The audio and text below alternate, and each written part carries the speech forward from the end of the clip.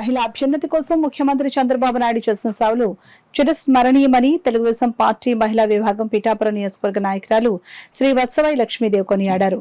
ముఖ్యమంత్రి నారా చంద్రబాబు నాయుడు 75వ జన్మదినాన్ని పురస్కరించుకుని గొల్లప్రోలు నగర పంచాయతీలో పార్టీకి చెందిన మహిళా కార్యకర్తలతో కలిసి శ్రీ వత్సవాయి లక్ష్మీదేవి పలు సేవా కార్యక్రమాలు నిర్వహించారు. ముఖ్యమంత్రి నారా చంద్రబాబు నాయుడు 75వ జన్మదినోత్సవాన్ని పురస్కరించుకుని గొల్లప్రోలు నగర పంచాయతీలో పార్టీకి చెందిన మహిళా కార్యకర్తలతో కలిసి శ్రీ వత్సవాయి లక్ష్మీదేవి పలు సేవా కార్యక్రమాలు నిర్వహించారు.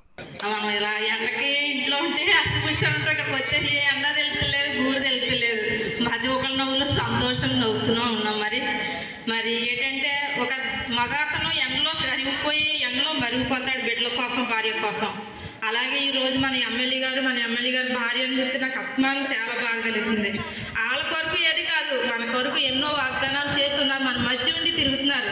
ఏదైనా తక్కువ వస్తే వాళ్ళని అడుగుతామని వాళ్ళు ఎప్పుడు వాళ్ళ సుఖాల గురించి చూసుకోకుండా ఇలాంటి ఎండలలో ప్రయాణం చేసి మన కోసం పోరాడుతున్న తల్లిదండ్రులకి నిజంగా మనం ఎంతగానో రుణపడి ఉంటాం. మరి పొలాలన్నీ ఎండిపోతుంటే పురుషోత్తపట్నం ప్రాజెక్టు తీసుకొచ్చారు.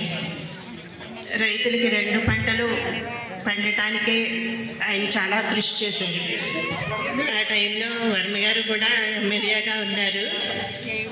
అలాగే రైతులందరూ కూడా 2 పంటలు పండించుకుని ఈరోజు చాలా ఆనందంగా ఉన్నారు. అలా మనం ఇంత పిఠాపురం అంతా ఇంత సస్యశ్యామలంగా ఉండటానికి మన చంద్రబాబు నాయుడు గారి ముఖ్య కారణం.